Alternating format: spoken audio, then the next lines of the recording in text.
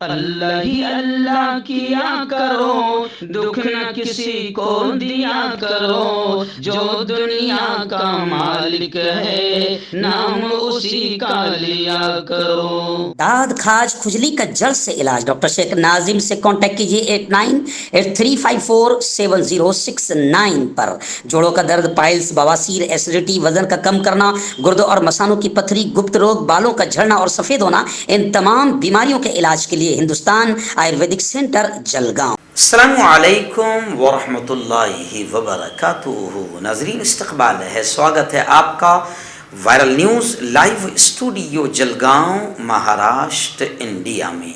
मैं आपका मेज़बान मुफ्ती मोहम्मद हारून नदवी। आइए प्राइम न्यूज़ में आज गुफ्तगू कर लेते हैं बिहार के सियासी हालात पर। या मैं आपको बताऊं कि बिहार ने आखिर बीजेपी को धूल चटा दी और बिहार में मोदी और अमित शाह के साथ खेला हो गया। जी हाँ, मोदी और अमित शाह के साथ खेला हो गया और बिहार में एक बार फिर महागठबंधन की सरकार बन रही है। चाचा नीतीश और भतीजे तेजस्वी यादव दोनों ने बिहार के गवर्नर से मुलाकात की, नई हुकूमत का दावा पेश कर दिया। और मैं आपको बताऊं कि बिहार में जो महागठबंधन हुआ है उसमें 7 पार्टियों के तकरीबन 164 विधायक की हिमायत और समर्थन पर मुश्तमिल खत इन्होंने बाकायदा गवर्नर को सौंप दिया कि 7 पार्टियों के 164 मेंबरान असम्बली हमारे साथ हैं। कहा जा रहा है कि आज हलफ बर्दारी हो सकती है। गवर्नर हाउस से ही दोनों लीडरों ने यानी तेजस्वी यादव और नीतीश कुमार ने बाकायदा प्रेस कॉन्फ्रेंस की और तेजस्वी यादव ने उस वक्त ये कहा कि बिहार ने मुल्क को एक नया रास्ता दिखा दिया है। जी हाँ, तेजस्वी यादव ने तो यहां तक कर कहा, नीतीश कुमार ने, तेजस्वी यादव ने जो बयान दिया है, मैं आपको बताऊं, उन्होंने कहा कि बीजेपी का एक ही काम है, जो डरता है उसे डराओ और जो बिकता है उससे खरीद लो। महाराष्ट्र में क्या हुआ, मैंने कहा था ना 3 दिन पहले मैंने कहा था कि नीतीश कुमार ने बाकायदा महाराष्ट्र के हालात देख लिया और महाराष्ट्र के हालात से नीतीश कुमार ने सबक सीख लिया और अब नीतीश कुमार ने बीजेपी को साइड में कर दिया। यहां तक कि मैं आपको बताऊं कि जो इनका बीजेपी का एजेंडा है, इन्होंने खुलकर ये कहा प्रेस कॉन्फ्रेंस में, दोनों ने बीजेपी के ताल्लुक से दोनों ने ये कहा और तेजस्वी ने तो जबरदस्त अंदाज में गुस्से में कहा कि बीजेपी का एक ही काम है, जो डरता है उसे डराओ, जो बिकता है उसे खरीद लो। और यही हो रहा है पूरे मुल्क में। महाराष्ट्र में ये हुआ कि जो डरता है उसे ईडी का डर दिखाया गया, जी हाँ, जेल के सलाखों का डर दिखाया गया, उसे घोटाले दिखाए गए, किसी का घोटाला, किसी का घोटाला, खानदान के घोटाले, बेटी के घोटाले, बेटों के घोटाले, आजा बेटा। तो जो डरता है ईडी के नाम पर उसे डराया गया और जो बिकता है उसे खरीद लिया गया। तो तेजस्वी यादव ने खुलकर कहा कि बीजेपी ये घटिया तरीका इख्तियार कर रही है और मुल्क के माहौल को खराब कर रही है। वहीं पर नीतीश कुमार ने भी बेखौफ होकर एक ऐसा फैसला लिया जिसके बाद बीजेपी के एजेंडे को बिहार में नाफिज होने नहीं देना है।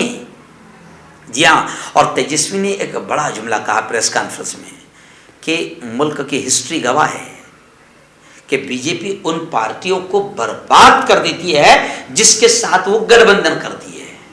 और उन्होंने पंजाब की भी मिसाल दी और उन्होंने महाराष्ट्र की मिसाल दी। उन्होंने कहा कि देखो पंजाब और महाराष्ट्र में क्या हुआ। उन्होंने कहा कि आज बिहार ने मुल्क को एक नई राह दिखाने का काम किया है। यानी बिहार ने दिखा दिया कि बीजेपी को किसी भी हाल में न बीजेपी को सपोर्ट करना न बीजेपी का सपोर्ट लेना, क्योंकि बीजेपी एक जहरीली पार्टी है गोया कि जिसके साथ मिलती है उसके अंदर ऐसा जहर घोल देती है कि वो पार्टी अपने आप मर जाती है। तो खैर, जो कुछ भी महाराष्ट्र में हुआ, लोग ये कह रहे हैं, अब पेपरों में ये लोग तज्जिया करते हुए लिख रहे हैं कि महाराष्ट्र का बदला बिहार में ले लिया गया। जी हाँ, और लोग ये भी कह रहे हैं कि महाराष्ट्र की तरह घटिया हरकत बिहार में भी होने जा रही थी कि नीतीश ने भाप लिया और नीतीश ने पहले ही गेम बजा दिया। इंतखाब आलम जो एक कद आवर नेता है, ऑल इंडिया कांग्रेस कमेटी के रुकन है और सुप्रीम कोर्ट के वकील है इंतखाब आलम, उन्होंने भी बड़ा बयान देते हुए कहा कि बीजेपी के मुल्क से ख़त्म होने का इशारा बिहार की मिट्टी से शुरू हो गया। यानी बिहार ने लोगों को बता दिया है कि इस तरीके से अब बीजेपी को मुल्क से ख़त्म किया जा सकता है। आज वहाँ पर 7 पार्टियां एक साथ हो गई है। वहीं पर अब नीतीश कुमार के बारे में ये कहा जा रहा है कि नीतीश तो ऐसे दुल्हे बन गए हैं जिनकी पालकी उठाने के लिए तमाम सियासी पार्टियां तैयार है। अच्छा, ये भी एक कमाल की बात है, गठबंधन किसी का भी हो, बिहार की हिस्ट्री बता रही है, गठबंधन किसी का भी हो, मुख्यमंत्री तो नीतीश कुमार ही बनते हैं, वजीर आला तो नीतीश कुमार ही बनते हैं। वहीं पर सोनिया जी, प्रियंका जी और कांग्रेस और तमामी अपोजिशन पार्टियां कह रही है कि अब मुल्क को बचाने का वक्त आ गया है, क्योंकि मुल्क तबाही की तरफ जा चुका है।